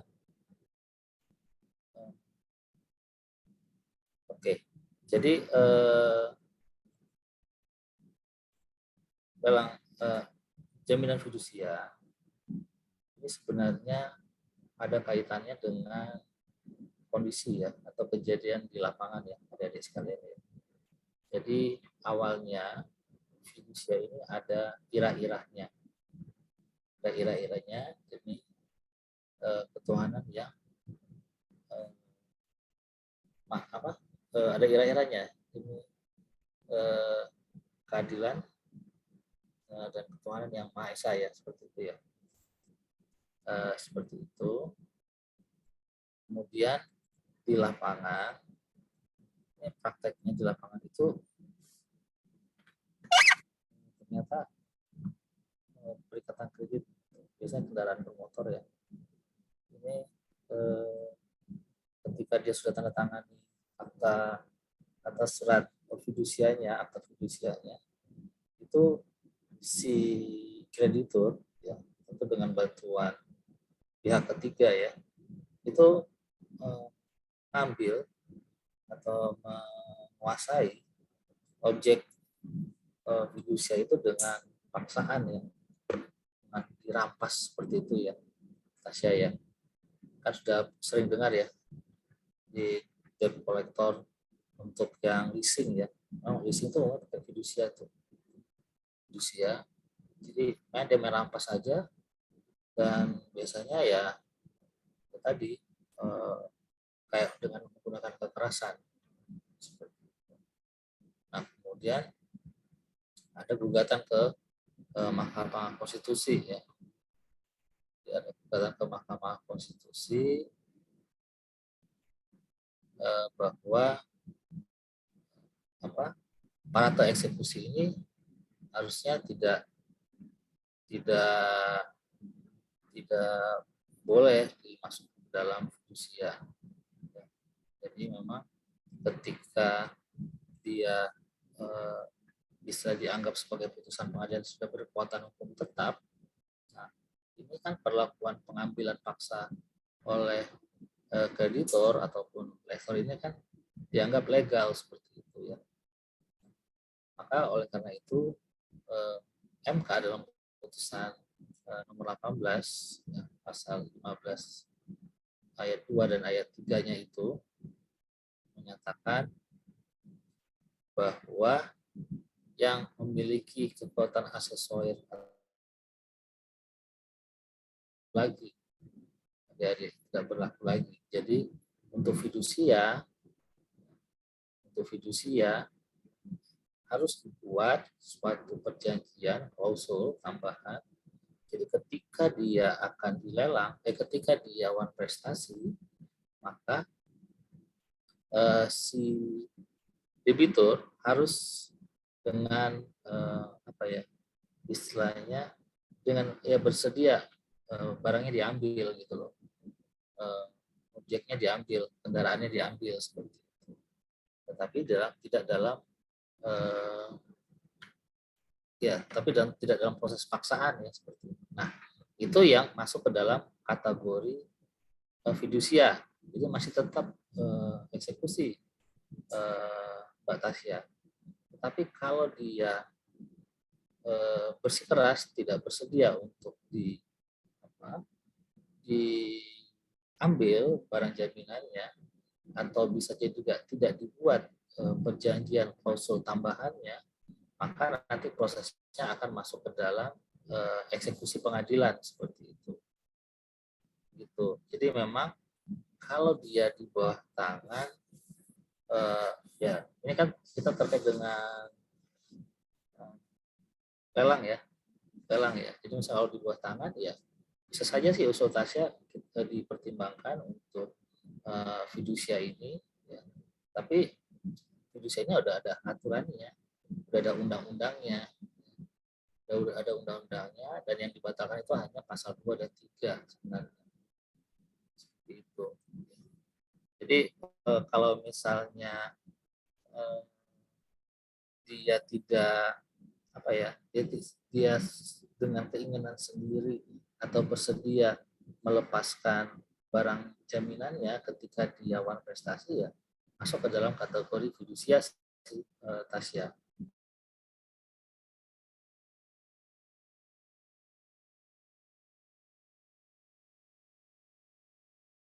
ya, seperti itu. Jadi tidak bisa seolah-olah sama dengan putusan pengadilan yang sudah berkekuatan hukum tetap seperti itu. Oke, kira-kira begitu Tasya. Alhamdulillah Pak, terima kasih Pak. Iya, masih ada lagi pertanyaan mengganjal Tasya, coba ada lagi nggak kira-kira? Atau kurang lengkap nggak ya penjelasan saya? Cukup Pak. Cukup ya, seperti itu ya. Jadi memang masih tetap fidusia karena memang sudah ada undang-undangnya, ya. Tetapi memang tidak secara sama dengan putusan pengadilan yang sudah berkekuatan hukum tetap tidak sama dengan hak tanggungan dia. Ya. Oke. Kira-kira seperti itu, adik-adik ya. Ada lagi? Izin Pak. Ya, silakan Mas. Yang itu Pak, materi yang penjualan dalam satu paket itu tadi. Oh ya, oke. Disebutkan Saya pindah dulu ya. Iya Pak. Jadi itu kan bisa dilakukan kalau di wilayah kerja KPKNL ya Pak ya, dalam satu wilayah kerja.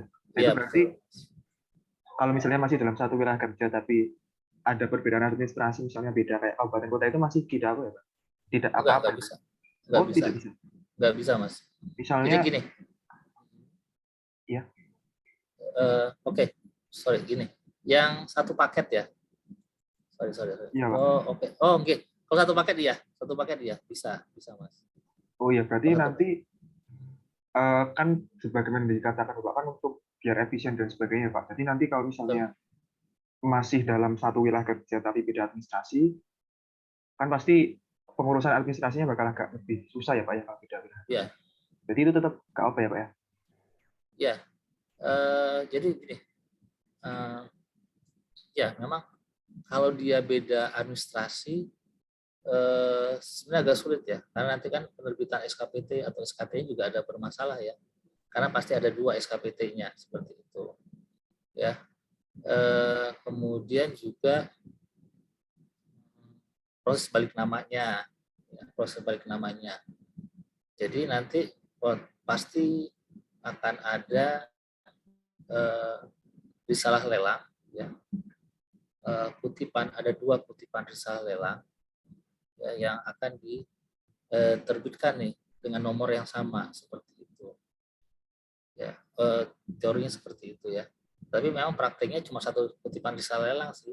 Nah, risalah lelang yang lain itu kita copy dengan legalisasi ya, sebenarnya seperti itu Mas. Itu sih dimungkinkan sih. Yang penting saya ada 2 nih, satu di Kabupaten A, satu di Kabupaten B. Tiba-tiba dia minta kutipan yang asli nih dua-duanya seperti itu. Nah, ini agak menyulitkan nih sebenarnya. Apakah KPKNL bisa menerbitkan 1 kutipan, 2 kutipan untuk 1 risalah lelang seperti itu. Jadi itu permasalahan. Tapi sampai saat ini nggak ada masalah sih, Mas. Tetap bisa dilakukan sih. Karena produk risalah lelang 1 kan. Seperti itu. Terima kasih Pak. Oke, sama-sama. Ya. Ada pertanyaan lagi?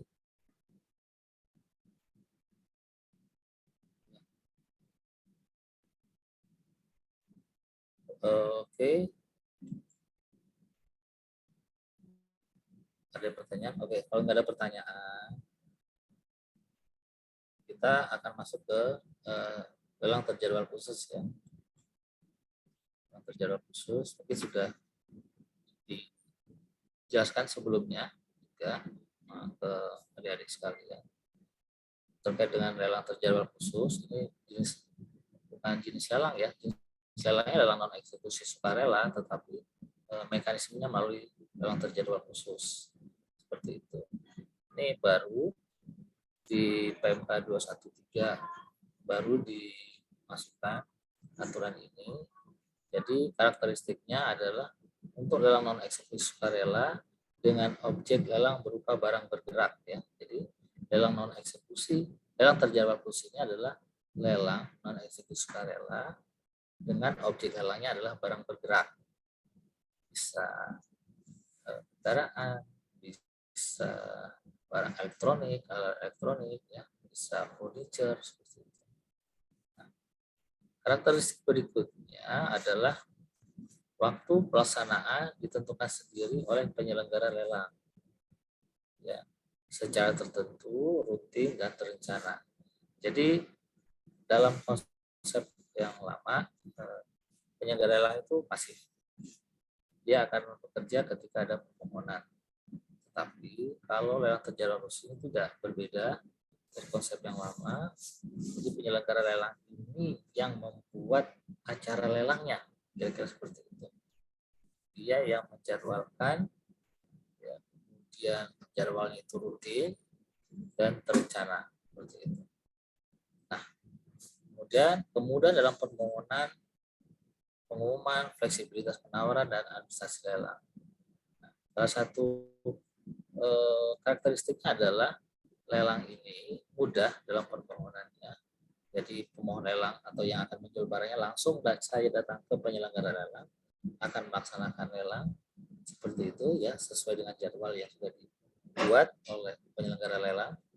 Kemudian juga terkait dengan pengumuman, tidak harus di koran, cukup di media online atau juga bisa di selebaran, dan penawaran juga fleksibel, bisa tertulis atau nanti bisa langsung penawaran dan langsung ditetapkan seperti itu. Ya. Kemudian administrasinya juga gampang. Kemudian jadi dipermudah lah, ya, adik-adik, ya. Kemudian penyelenggaraannya seperti apa? Penyelenggaranya itu adalah KPKNL dan balai lelang, ya. Jadi untuk yang sukarela itu adalah balai lelang. Balai lelang yang membuat jadwalnya. Nanti ada pejabat lelangnya di situ yang melakukan lelang. Atau KPKNL yang membuat jadwalnya. Mekanisme penyelenggaraannya dengan kehadiran peserta lelang. Peserta lelang hadir atau juga tanpa kehadiran. Nah, kalau peserta lelang hadir, biasanya bentuknya itu bazar atau sejenisnya lah, dalam bentuk rame-rame gitu, ya. Bazar.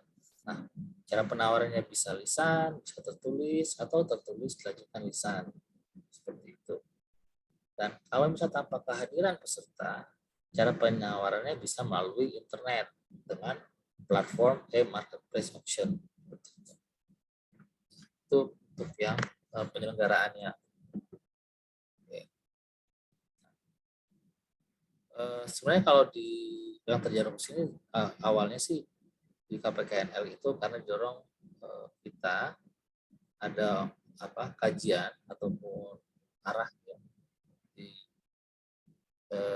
KPKNL, di DJKN lah, di Direktorat Lelang, untuk membuat auction house, rumah lelang, yang dapat nanti digunakan sebagai sarana pemberdayaan untuk ekonomi setempat, ya, UMKM.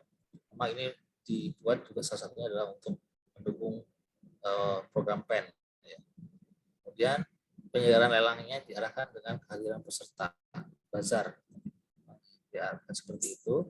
Kemudian penentuan hari penyelenggaraan oleh KPKN memperhatikan kondisi ekonomi dan karakteristik setempat.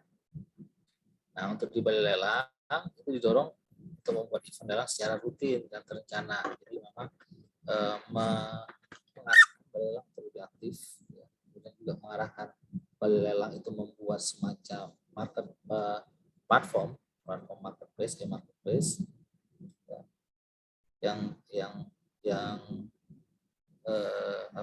marketplace untuk lelang, ya. Kemudian bisa juga dia bekerja sama dengan penyedia marketplace yang sudah ada, ya, atau juga membuka peluang penyedia platform marketplace, ya, yang eksis untuk mendirikan balai lelang seperti itu. Jadi ada peluang untuk pemilik marketplace untuk melaksanakan lelang atau menjadi balai lelang seperti itu, ya. Kemudian proses bisnis lelang terjadwal khusus. Bagaimana sih caranya? Ya tentu kalau dia melalui internet tentu harus ada permohonan lewat aplikasi. Ya, atau kalau misalnya tanpa internet ya harus datang langsung, ya. Jadi, ya. Kemudian penetapan lelang dapat dilakukan di pada dan di luar jam kantor atau jam kerja. Pengumumannya, penetapan waktu pelaksanaan lelang oleh pemimpin lelang berlaku sebagai pengumuman lelang. Kemudian publikasinya dengan media yang dipilih. Jadi terserah medianya nih, mana yang lebih marketable, mana yang lebih banyak dilihat orang. Kalau sekarang kan daripada koran, biasanya itu media sosial yang lebih banyak. Nanti pengumuman lewat media sosial. Nah, penawaran lelangnya ini lebih fleksibel, ya. Ini mengadopsi internet auction. Sebenarnya ada dalam terjawab khususnya menyontoh ataupun benchmarknya ke eBay ya, seperti itu ya. Ini ada instant auction ya, dengan cara get to know sistemnya. Jadi ditawar, udah masuk harga limitnya. Jadi harga limitnya itu khusus untuk ini ya, tidak diumumkan ya.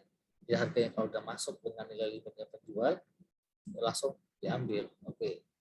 Sold gitu kan. Kemudian ada juga extended auction. Jadi lelangnya ini kalau nggak laku hari ini bisa dilanjutkan besok, bisa dilanjutkan besoknya lagi, seperti itu.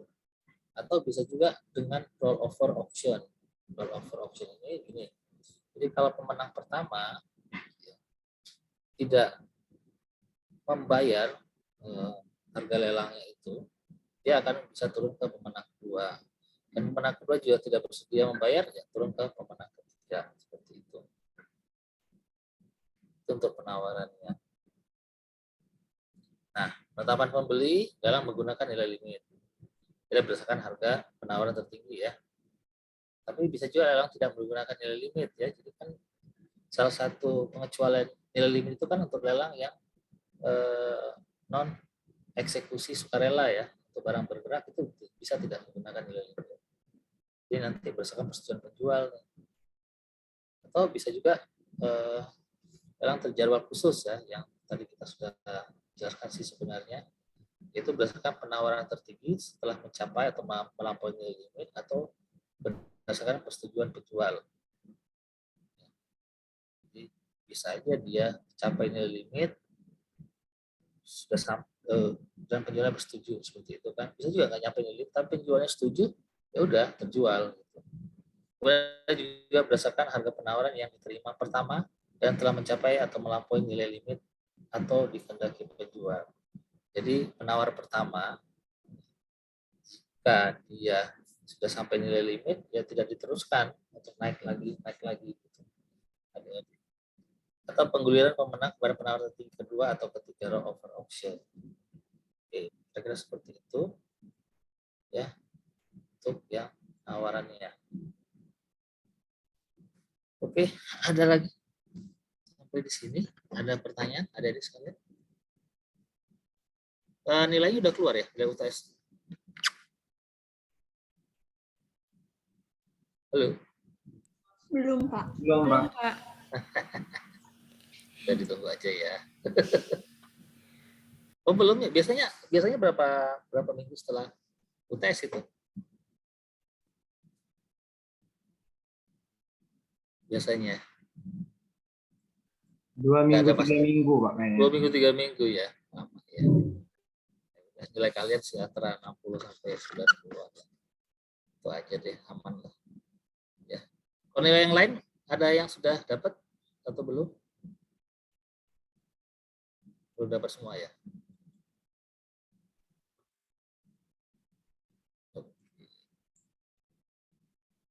Atau nanti gini deh ya. Sebenarnya kayak tadi ya. Nanti mungkin di setiap pertemuan akan ada kayak kita latihan kecil ya. Kita buat semacam case ya, studi kasus ya. Nanti kalian jawab mungkin 2 atau 3 soal. Untuk latihan aja. Untuk manas-manasin aja sebenarnya. Kira-kira seperti ini soalnya nanti. Jadi nanti ketika kalian pas ujian ya tidak sudah familiar lah dengan contoh soal tadi. Oke.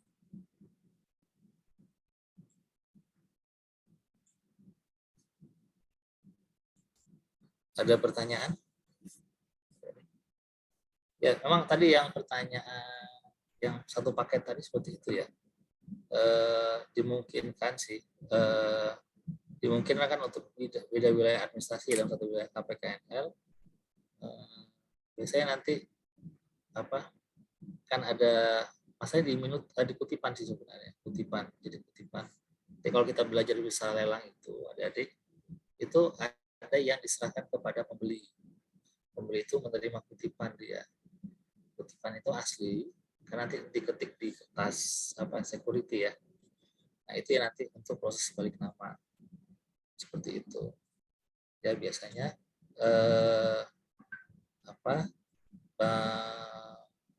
tanah ya, BPN itu minta asli dia. Jadi pertanyaannya bagus sekali sebenarnya. Biasanya minta asli. Nah, kita berarti dikasihkan yang asli. Tapi kalau ternyata pas saya lelang ada dua tanah yang berbeda administrasi, tentu yang satu yang asli tentu akan ini ya bisa harus ada dua ya sebenarnya. Tapi kebijakan di kita kan terbitkannya satu seperti itu. Nanti ada koordinasi dengan BPN ya seperti itu.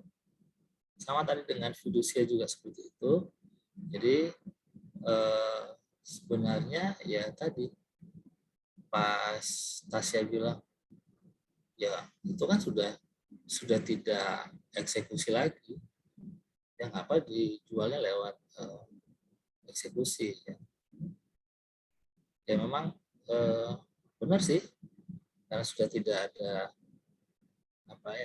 eksekusi ya, tidak ada pemaksaannya sebenarnya. Cuma kan itu diikat dalam suatu perjanjian, adik-adik ya, dalam suatu perjanjian, suatu perikatan. Jadi ketika terjadi proses wan prestasi, tentu ada proses law enforcement-nya seperti itu. Contoh kita membuat perjanjian jual beli ya. Ketika kita buat perjanjian jual beli, ketika salah satu pihak wan prestasi, tentu harus ada proses law enforcement-nya seperti itu. Ya. Nah, di fidusia saat ini adalah apabila terjadi wan prestasi, tentu nanti harus dijual asetnya. Ya, dijual asetnya melalui mekanisme lelang seperti itu. Apakah dimungkinkan nanti dijualnya di bawah tangan? Yaitu karena si para pihak itu membuat perikatan berdasarkan undang-undang fidusia. Jadi mau nggak mau dia akan tunduk ke fidusia tadi. Tapi kalau dia tidak tunduk ke fidusia tadi, prosesnya adalah lewat ke pengadilan, karena si debitur itu menganggap ataupun tidak bersedia asetnya itu dieksekusi. Oke, ada lagi adik-adik pertanyaan? 7 menit lagi, saya kirim belum ya? Izin bertanya Pak. Oke, Safira silakan. Mengenai yang risalah yang tadi kan untuk non eksekusi wajib itu di risalahnya itu terdapat banyaknya lampiran risalah lelang ini tuh 40 itu maksudnya bagaimana ya Pak? Oh iya, maksudnya ya itu apa sih lampiran itu ya? Jadi dalam proses penyusunan risalah lelang itu yang aslinya itu disebut minuta ya, nanti yang namanya ya. Minuta nanti kita akan belajar minuta nanti minuta itu adalah risalah lelang plus lampiran-lampirannya lampiran-lampirannya. Nah lampiran-lampirannya itu yang tadi yang banyak tadi yang 20 itu ya. Tunggu. Saya absen dulu. Abian, kamu belum absen Abian? Dulu ya. Iya Pak. Oke, ini udah ada saya absen. Oke. Nah, yang 20 tadi itu adalah contohnya surat permohonan. Itu loh, Tasya. Surat permohonan, kemudian Ya itu yang di dokumen-dokumen persyaratan tadi, SK penunjukan pejabat penjualnya, kemudian SK tim lelangnya. Oh, berarti dokumen-dokumen untuk Dokumen-dokumen persyaratan itu lelang. Oh. persyaratan lelangnya, Mbak. Iya. Oh, berarti bukan ini apa risalah untuk apa? Mungkin calon apa? Oh, enggak. Calon lelang Untuk bukan pembeli misalnya iya. ya. Bukan. Jadi kalau untuk pembeli dia nanti dapat minuta itu cuma satu, biasanya ya nggak banyak sih, 2 lembar atau 2 lembar ya, tergantung objeknya ya sebenarnya. Dia nanti akan terima risalah minuta namanya itu dia akan menerima kutipan. Jadi kutipan itu ya sesuai dengan barang yang dibelinya, sama ada klausul-klausulnya tadi. Jadi tidak tebal sih. Kalau untuk penjual namanya salinan, jadi kita kasih salinannya ke mereka seperti itu. Ya. Ada lagi? Ada. Nanti kalau misalnya ada pengosongan, ada grose risalah lelang bisa dimintakan oleh KPKNL untuk pengosongan. Bila kita beli di tanah melalui risalah lelang, ada penghuninya, masih ada penghuninya.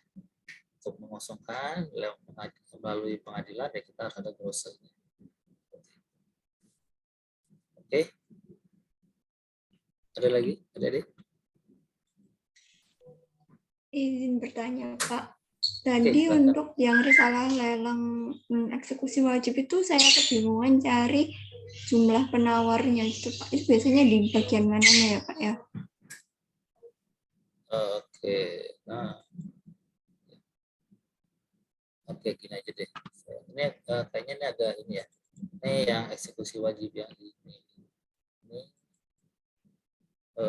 Mungkin ini tahun produk lama ya. Produk lama di 2013 ya. Iya, 2013. Tadi Bibi tanya apa, Bibi? Bibi tanya apa? Penawar lelang ada berapa orang gitu, Pak? Oh iya, di akhir biasanya. Itu di akhir. Coba lihat.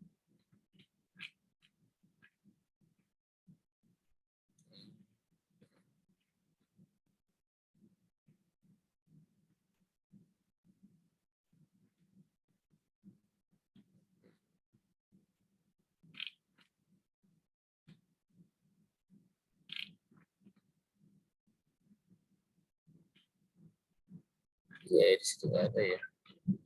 Oke, saya ambil satu lagi deh ya.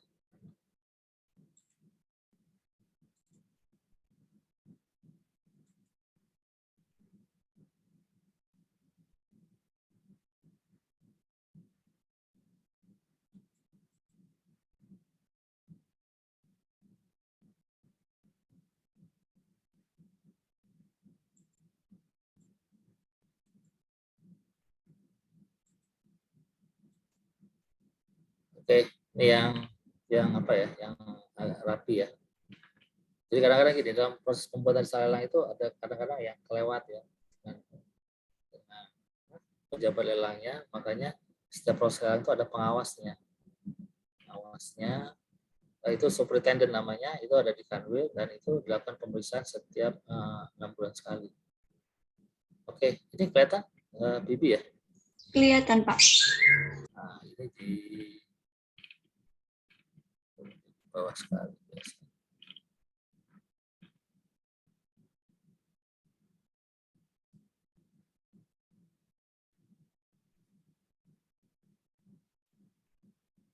Di sini Mbak Bibi.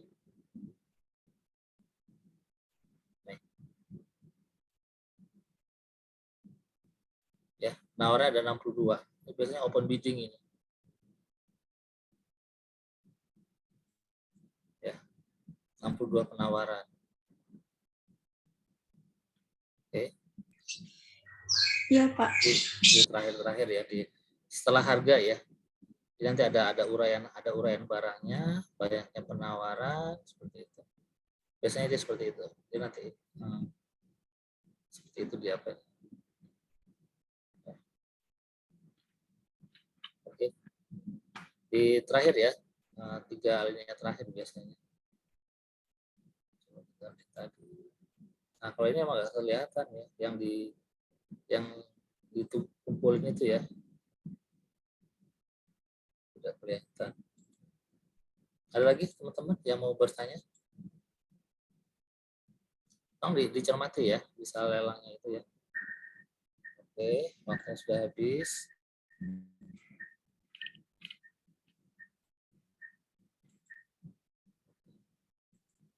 Ya, saya kalau tidak ada pertanyaan, adik-adik, mungkin cukup sampai di sini ya. Nah, kita minggu ini, insya Allah kita ketemu lagi minggu depan. Masih di teori ya, teori. Ada pengumuman nanti, jaminan penawaran, ada pembelian prestasi seperti itu. Ya. Oke, tetap jaga kesehatan. Jangan lupa belajar. Ya. Terima kasih atas perhatiannya adik-adik semua. Assalamualaikum warahmatullahi wabarakatuh. Waalaikumsalam warahmatullahi wabarakatuh. Terima kasih, Pak. Sama-sama, Mbak. Ya, jangan lupa makan ya. Ya, assalamualaikum.